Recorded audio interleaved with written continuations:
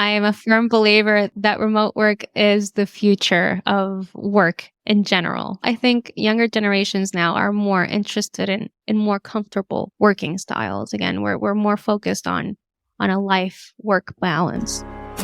Welcome to the Hired Hub podcast, your ultimate guide to mastering the complexities of remote work and pushing your career forward. Whether you're tuning in from the busy streets of Latin America or any corner of the globe, we're here to give you tools and insights to succeed in today's dynamic job market. I'm your host, Gaby Morales. And I am your co-host, Jess Torres. If you're a recent graduate eager to leave your mark or a seasoned pro looking to redirect your career, you can join us as we explore the endless possibilities of remote work and career growth. Get ready to unlock your full potential with the Hired Hub podcast.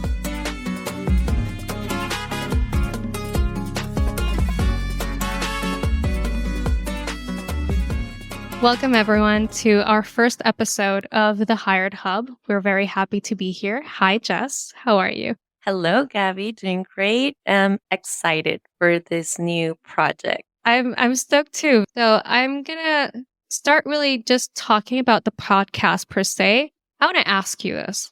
Can you tell us the inspiration to create this show? Well, this is a great initiative from Hired Remoteli, from the ones that come from Hired Remotely. We'll just welcome. We want to make this space a really good space so that we can have experiences, also talk about remote job and also everything around remote work brings. So I think it would be a great part to start and I don't know, just talk about a little bit of everything and also talk with our guests. And so who do you aim to help with this podcast? So this podcast is really directed towards our audience, mainly on LinkedIn. We have a lot of followers on LinkedIn. Who are mainly people that are looking for jobs and they may feel a little bit lost on how to do so. Again, podcast is a very good format nowadays for younger generations, for millennials and Gen Z. So really it's aimed for people that's looking to have a little bit more guidance on how to grow in their career paths and how to, just manage and travel more smoothly through this course of looking for remote work specifically, which is what the Hired Remotely team does. Yeah. And I also think that it's one topic that it's really trending right now. It's nomads, people that can work around the world and also still be connected and working from wherever they want. Awesome. And specifically, it's something that's really relevant for younger generations, like you said, millennials and Gen Z. So I ask you, why is this audience so important to not only this podcast, but for Hired Remotely generally? Well, I think it's really important just because we need to know what's going on in this world and also have a little glimpse on how do you think things should be done or what you expect probably from a boss or what you expect from other coworkers that are actually doing the same thing. So I think that's really good so that we can know what's going on. And especially with people that hasn't done it before or that probably wants to, but they don't know how to, or they don't have any idea or how to start. I think this is a great opportunity for them.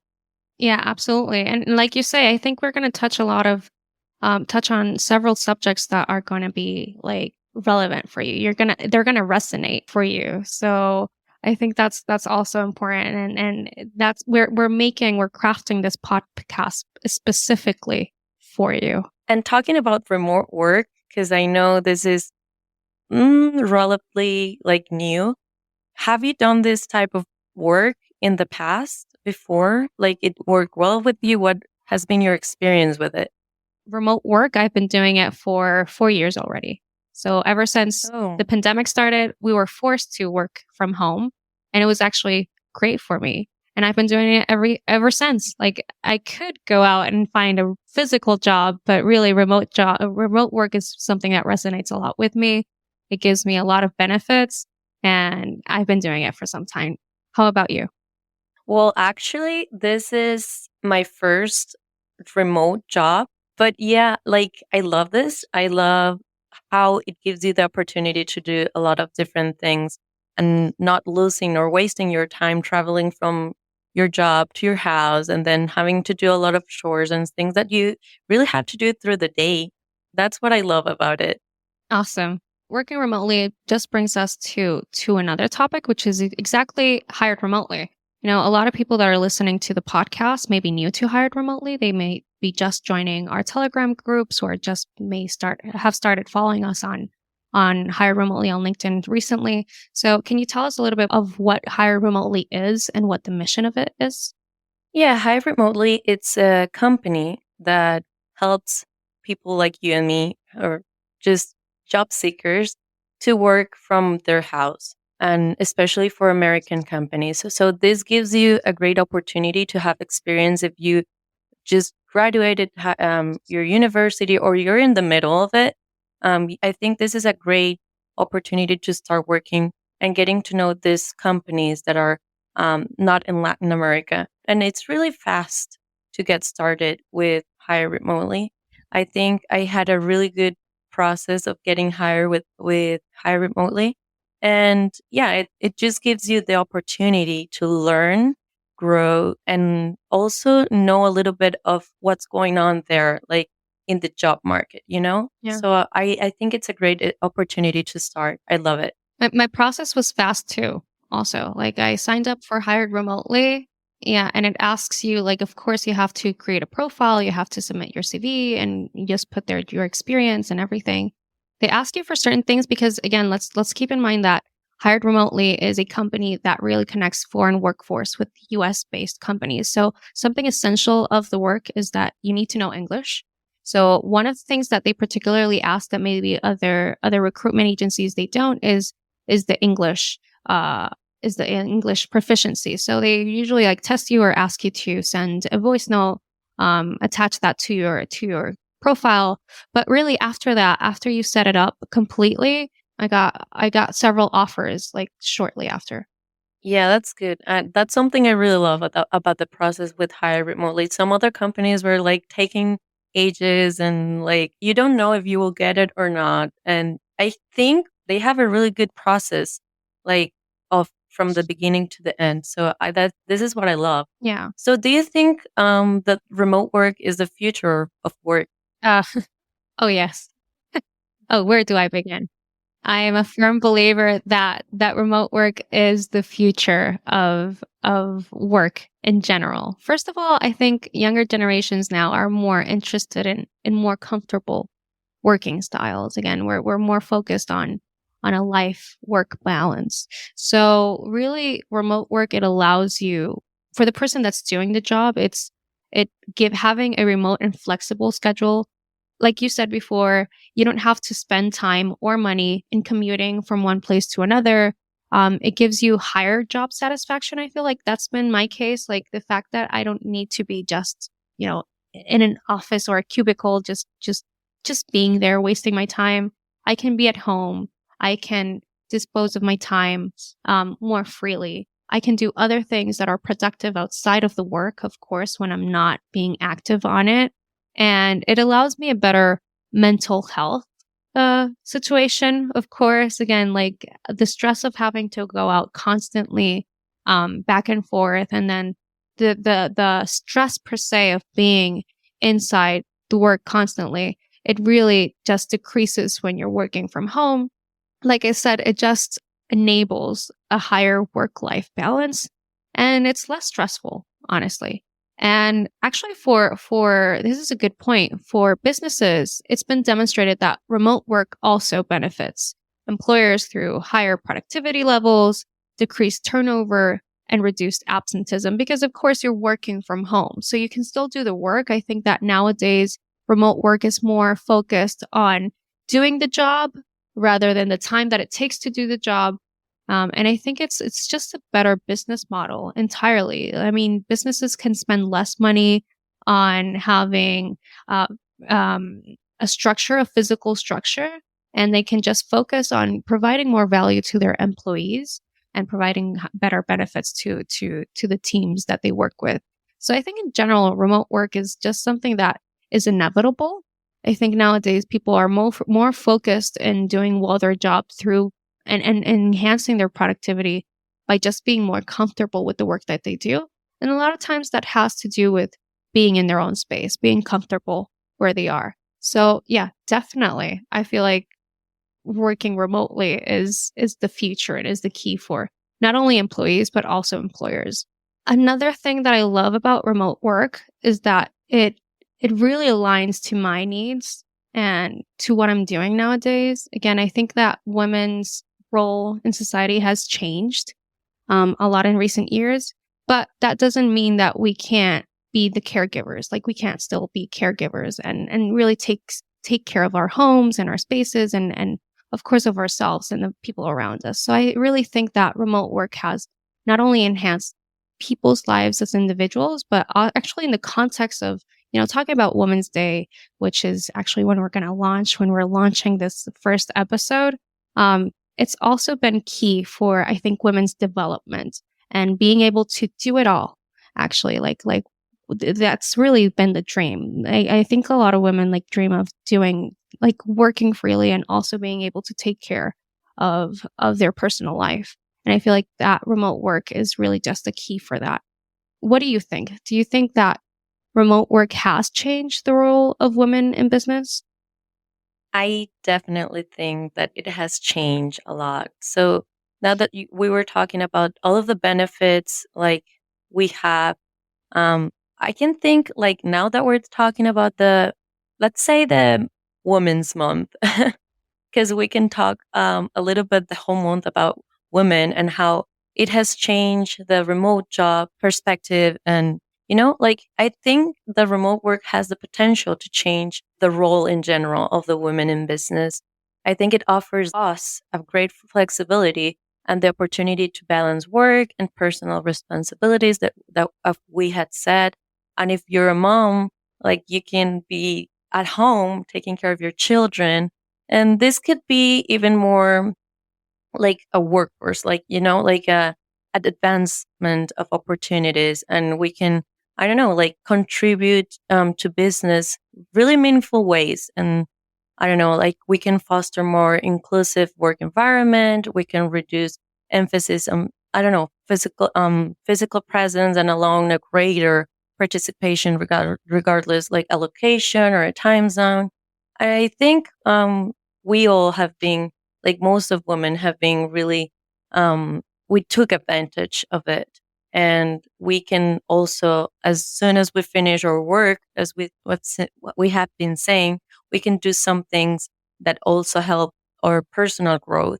And we can also and the talking about women, we can be a supportive team, and we can have different organizational we think different in a way. So I think we Yeah. can rely on understanding each other better, and that we can have this different kind of support, which I think it's necessary. But yeah, I think we also talked about all of the good things of remote work, and we talked about all of the opportunities as women and empowerment in this field. But I also want to know if you've ever had a really bad or negative experience with remote work. Yeah. So just like with regular work, I think it's inevitable that you'll sometimes have good and sometimes you'll have not so good experiences. I think at the beginning it was hard for me to find the balance because of course it's a completely new dynamic. So maybe I think that what most impacted me when I started working remotely was of course the change of dynamic. I had worked for years in a presential work modality, and working from home. I would say I don't know if I had a negative experience with a company or anything, but for me, the focusing part of it was so difficult. Adapting to work from home, to having my bed nearby, to having TV and so many distractions nearby. I think that was what most what was, I don't know if it's negative, but it was this most stressful part of that adaptation curve. Also, when I started working from home, I was not living alone. I was living with two of my sisters. So I know that it's a common experience that when you start working from home, people around you do not understand that concept. I actually also have had my nephew living with me. He was also like seeing classes in remote modality because of course he couldn't go to school. So he would be like in first or second grade, I think. So he would like sort of understand the concept of, being and being in front of the computer for a long time.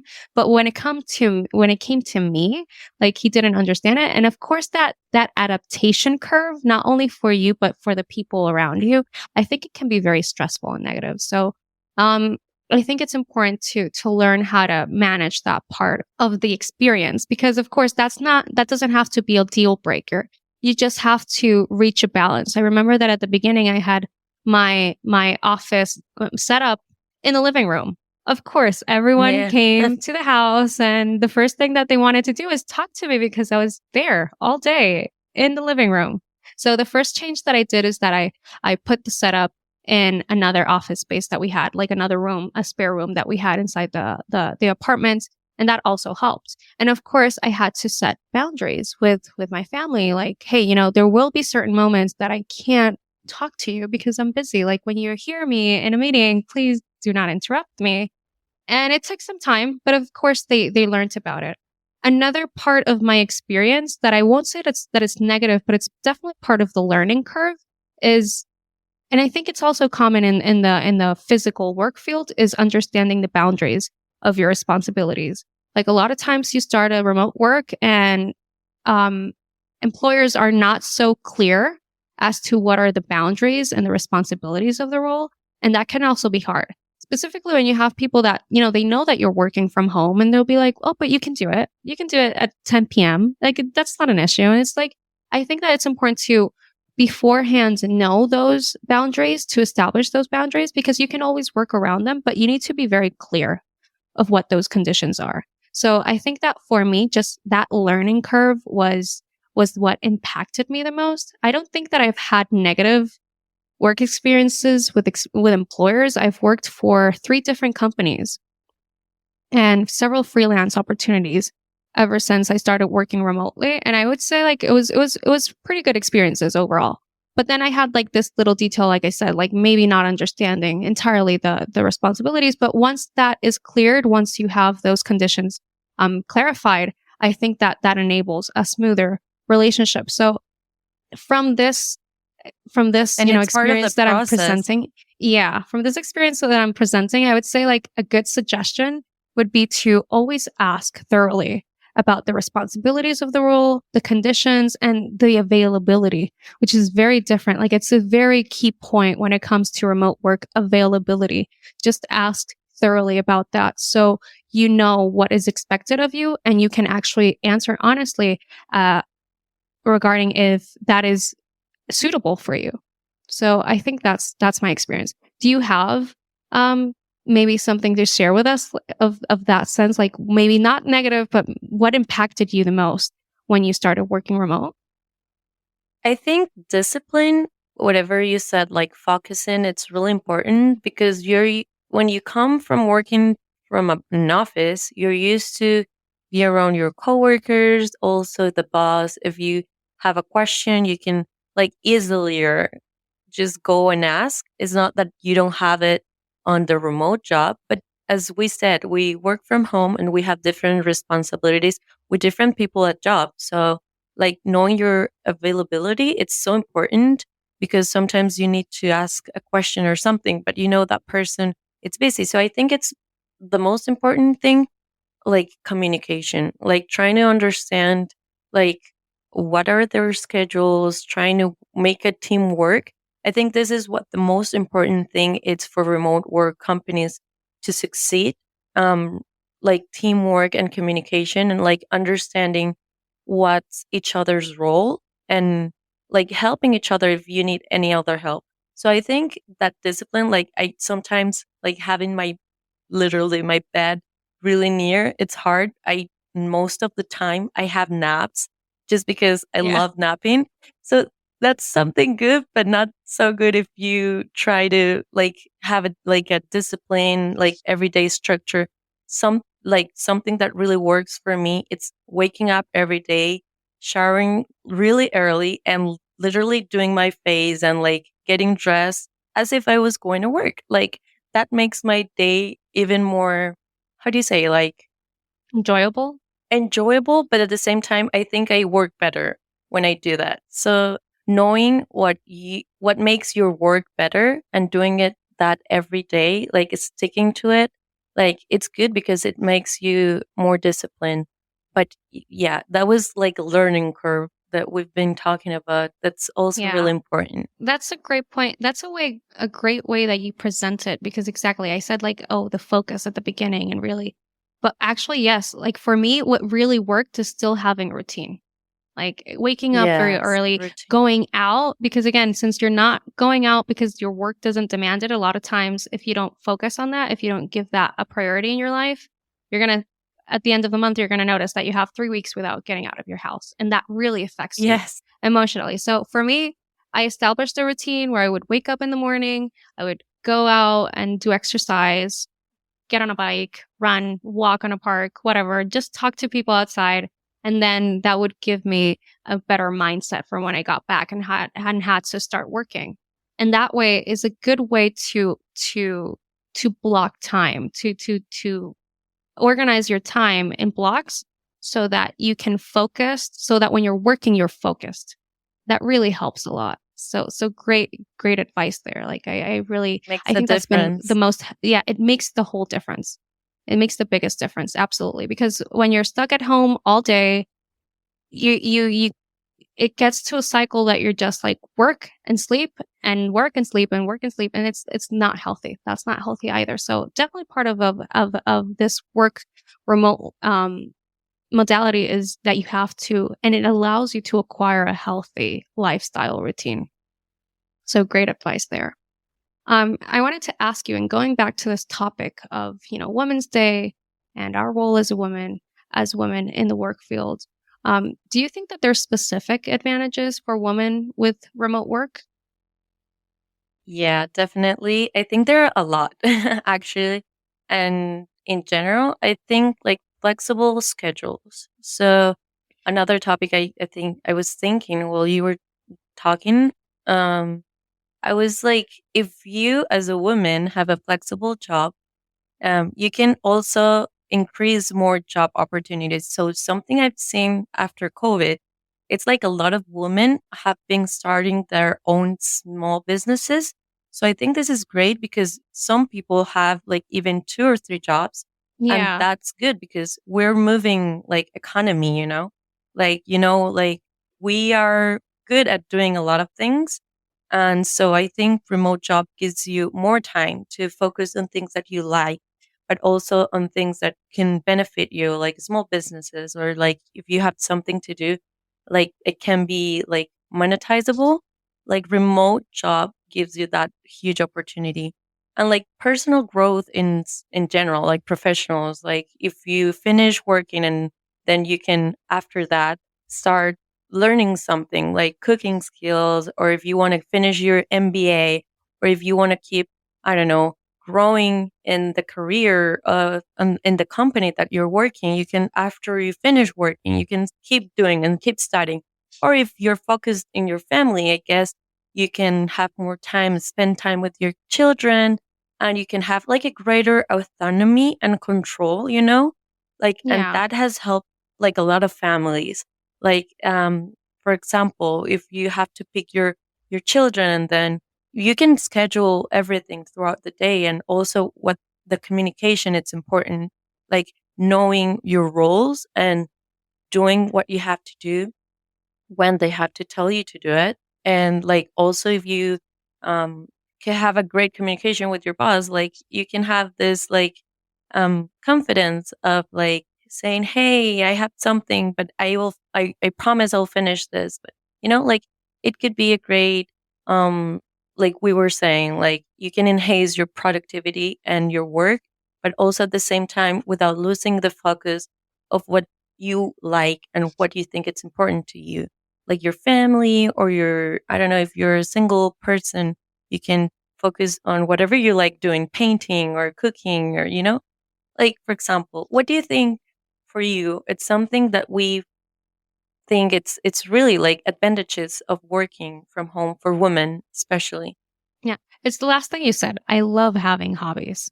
Honestly, I think that they're so like they enrich my life. I think like of course I love having a job that I am passionate about. I think that if you're going to spend 8, 9 hours a day on something, it has to be something you love, but I also love that when I stop working, I can immediately focus on other things. So doing exercise, I do a lot of yoga. I'm actually doing also a course on design right now, and it's something that I believe that if I weren't in this modality, it would be harder for me to achieve. So definitely what you say, like being able to have it all nowadays. It's something that, of course, I think it's a dream of a lot of women being able to do many things at the same time, feeling productive. It's something that before historically we haven't been allowed to do. The fact that we're living in this age and that we can do that and that actually remote work is a key to that. I think it's an amazing part of it. But I love hobbies. I love gaming. I love design. I love exercising. I love going out with my friends. And I feel like in a remote environment, first of all, you're more rested, which means that when the weekend comes, you can actually still dedicate your time to do those activities.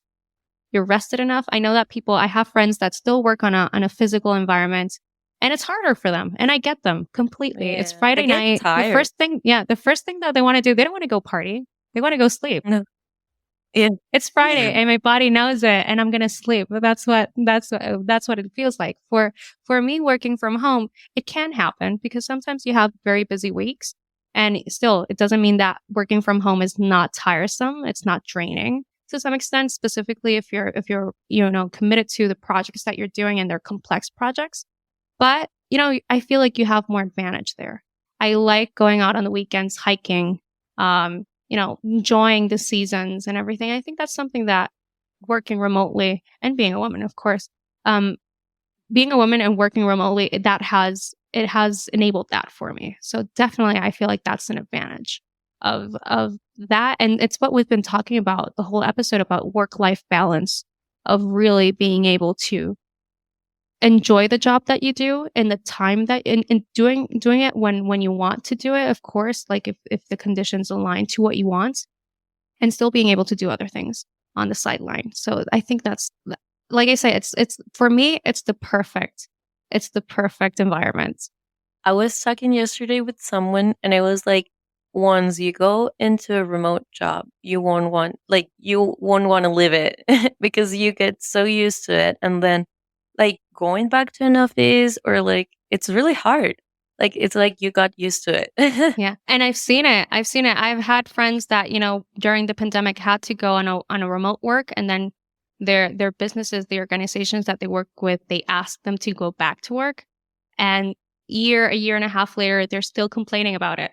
Like they got used to remote work so easily because even though we talk about, the impact and learning curve of it, it really takes you maybe about 2 or 3 months to get adjusted to it.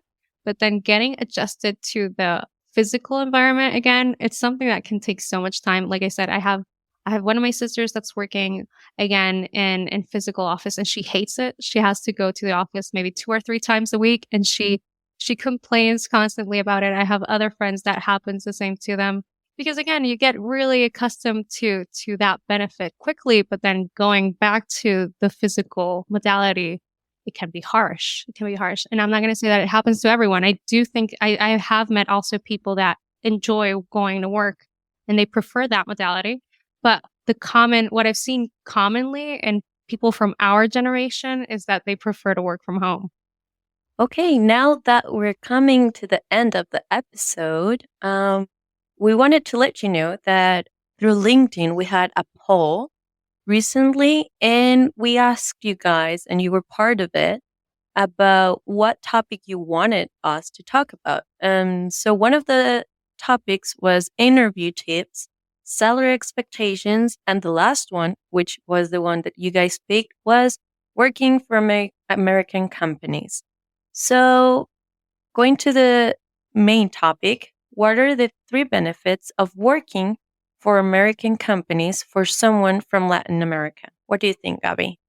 Yeah, considering that that was the topic that our audience chose, and thank you again for voting. Yeah, the three main benefits of working for American companies, things that I can think of from the top of my head. First of all, salary. I think that when you have English proficiency, you have a great advantage in the market because again, you have foreign companies, you have American companies that are willing to that, of course, education is one of the most expensive things in America. So of course you have these foreign companies that are trying to ease in the costs for their operations and they're looking outside. And that gives us an advantage. Because salary wise, we are still above the market than maybe finding someone's national offers or anything. So definitely I would say that's the number one benefit of working with American companies.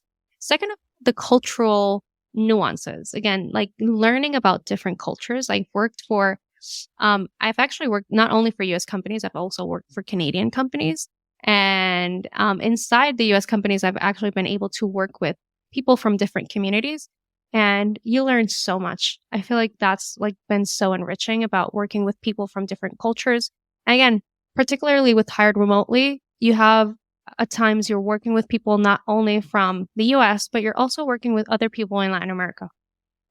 So even if you work for US companies, you're able to meet people from other parts of the world. I've worked with people from Mexico. I've worked with people from Colombia and Chile and Argentina, and even people from Nigeria and other countries of Europe also. So it's been a great, like that cultural enrichment has been a great key of working for US companies, definitely. And then if I could think of another benefit, I would say, I would say time flexibility. Like particularly, I don't know if, of course, it depends on the business that you're being hired for. But I really like the flexibility that I've had, not only working remotely, but usually for US companies that are also taking into consideration like the need for flexible working hours. I think that's a great benefit that I found right now in US based companies because I feel like still Latin America is a little bit set back on those opportunities yet. They're still like discovering that part. And I think that America is a little bit, the US is a little bit more advanced in that part. So definitely, I think those are the three main benefits for me. What do you think are some benefits of working for American companies? Yeah, I definitely think the salary, like you said, like you can see that in Latin America, they're not paying as well as American companies on time. Like also the like cultural differences. It's good where like there's a point where you can learn and you can have like introduce to your daily work things that we don't usually do here in Latin America, and you can work like learn from that. I think those are the most important things that you can learn. Like I definitely take that from working for an American company, and which I love that.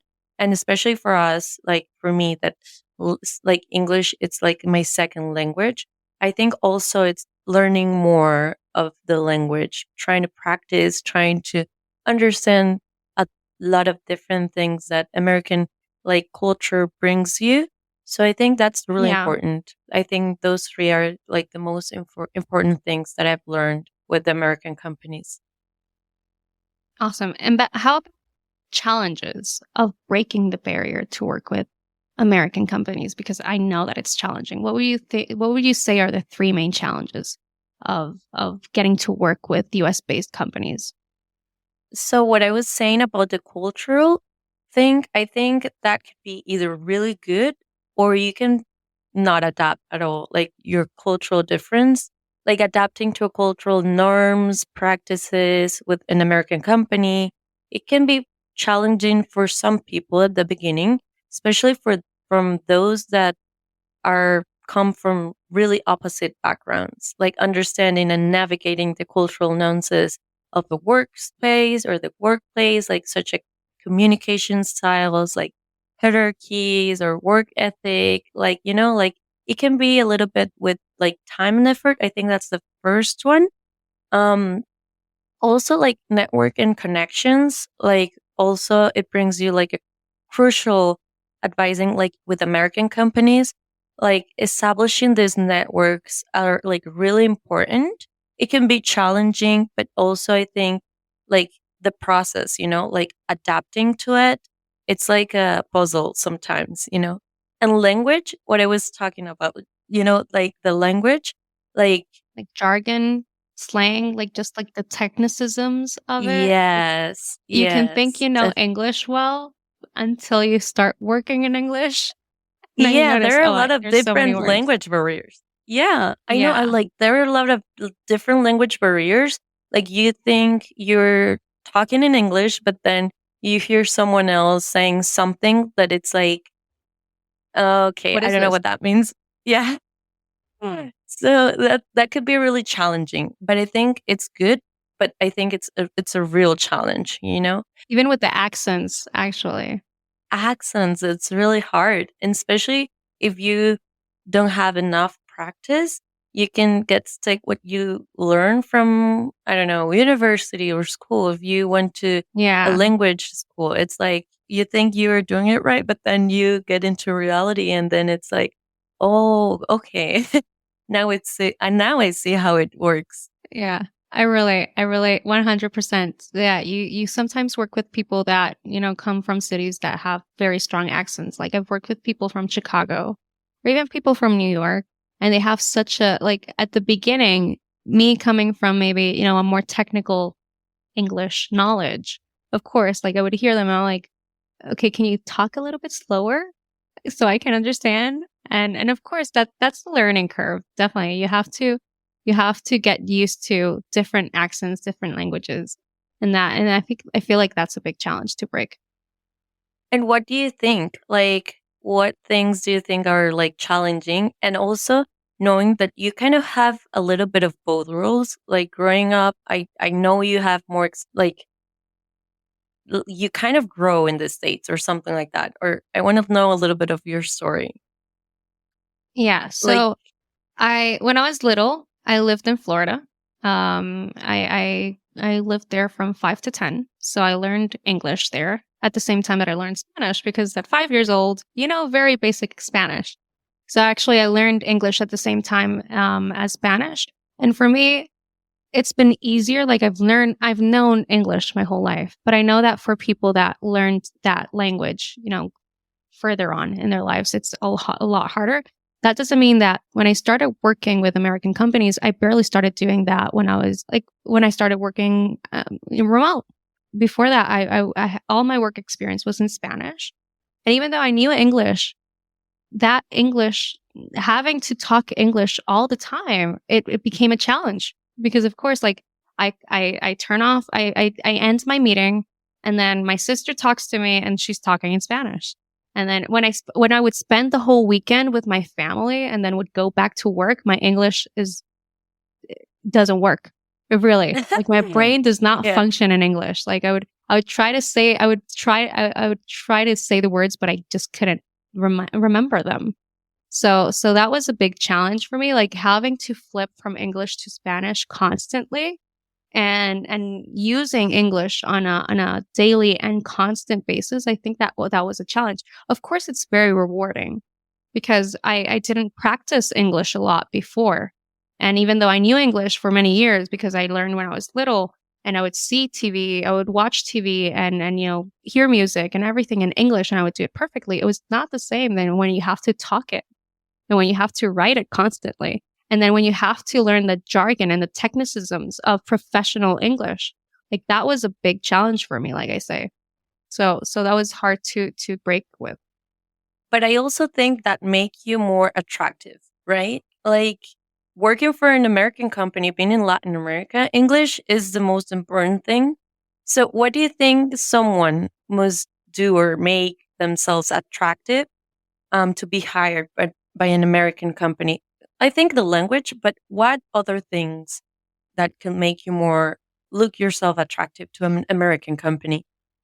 Well, I think in the context of internet, everything changes so fast. Like there's so much access to knowledge and companies they need to keep up to speed, you know? So for yourself, like they need to also have assets that are able to change and evolve constantly. I think for someone like seeking opportunities in an American market, they have to be prone to learn and to evolve in their roles, but also in their skills. And for that, they need to be constantly preparing. They need to be constantly learning more things, doing courses. And I don't think that's something that's only exclusive of working for American markets. I think nowadays that happens with anything. But of course, it doesn't stop being relevant when you work for American companies, because what happened for me at the beginning was like, okay, so I know English. I have an edge. And yeah, for some time I had an edge, but then I needed to learn other things too. So that it stopped being an edge. I needed to have different kinds of edge because now I was working with people that also knew English. So where's my edge there?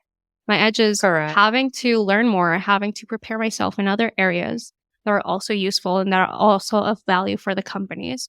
So that's something that really, if you wanna stay relevant, in the work field, you have to never stop preparing. Like that has to be a constant. You need to learn. You need to be able to learn on your own also, because that's a very essential part of it. Which is really hard. It's not all about, doing a specialty or a master's and going into classes and everything. Like you need to just be able to do the research and prepare accordingly and just update yourself constantly on your field so that you stay relevant and that so that companies keep seeing you as valuable, because nowadays a lot of people know English. And considering how easy it is to learn English, like someone can learn English, basic English in 6 months if they commit to it. So it's a very easy language to learn. It stops being an edge if that's what you're sticking to. If that's the only thing that you have in your favor, once you're in the American market, it stops being an advantage. You need to find another edge. So definitely that's I would say the second benefit of well, I don't know. I think it's the first benefit of staying attractive. It's the same. It's the first part of staying attractive for companies. And I would also say, and again, talking about the cultural differences, being able to adapt to different cultures. Because again, like I think Americans, we're very joyful, but US companies, they're a lot of business, like they're business, and of course they're evolving too. They're changing. I think that, like I said, American companies now offer more benefits and flexibility, but when it comes to cultural differences, you need to be able to adapt to whatever is needed in the company. So if it's a job that, requires you to be focused and to be, mainly professional in your work field, I think that's something that you need to be able to do adequately and know when it's fun and games and know when it's work. Yeah, like to be able to separate those things, Absolutely. culture Absolutely. and job. Yeah. Absolutely. And then I'm trying to think of maybe other things that make you attractive as a candidate for American companies. So I'd say English, cultural adaptation. What do you think? Do you think that there may be another point that we're missing? Like flexibility, not just for the cultural part, like also being in a remote job requires you to be flexible on different things. I guess like what we said about like knowing this person's availability, like understandable. Like it's like, yes, you have a lot of things going on, but then like meet in the middle, like, and I also think that's part of like being mature enough to deal with different things in life in general, but Yeah. also in work, like being committed to something and knowing that you have to do certain things and that you have to finish things on time. It's like, like that kind of flexibility brings you to a point where people can rely on you. And I think that makes you really good, like really attractive. And also like think different, like think outside the box, being creative, like, you know, bringing some ideas to the table that could benefit the company, but also like, like it's something that it's not just a box, like literally thinking outside the box will help you and be more attractive to American companies to be able to pick you. That's what I think. Yeah. And that's a great point, the creative part of it, because if you look at it, a lot of companies that are adopting a remote work modality are new companies. Like, bigger, more established companies, they're struggling a little bit more with it. So either it's big companies that are doing it, have been doing it way before the pandemic. But really nowadays, new companies are really just leveraging a lot from the remote work environment. And for that, like to really succeed and prosper in a remote work environment in a new company, you need to be creative. You need to be proactive, and you need to be able to think out of the box and just, not be shy. Definitely not be shy. Like a lot of companies that are looking for foreign workforce, they're looking for people that are, of course, specialized, that are professional, and that are not shy, that are able to bring ideas to the table and get them done, because we're working with a lot of startups nowadays and small companies that need that kind of proactivity. So definitely the creative part, I think, is essential. It's a great point that you mentioned there. Yeah, definitely. So are we coming to an end? Yeah, I do think that this is pretty much like we've covered all the points for our first episode. Again, it's just our first episode. We're going to be talking about many things that are work related, remote work related, of course. In our following episodes, we want to thank you all for sticking to the end, and I hope that you found these conversations valuable. Yeah. Do you have something to say, Jess? Just thank you for joining us. And also, we wanted to remind you our social media. Follow us on hiredremoteli.com and the webpage, and also on Instagram as Hired Remotely.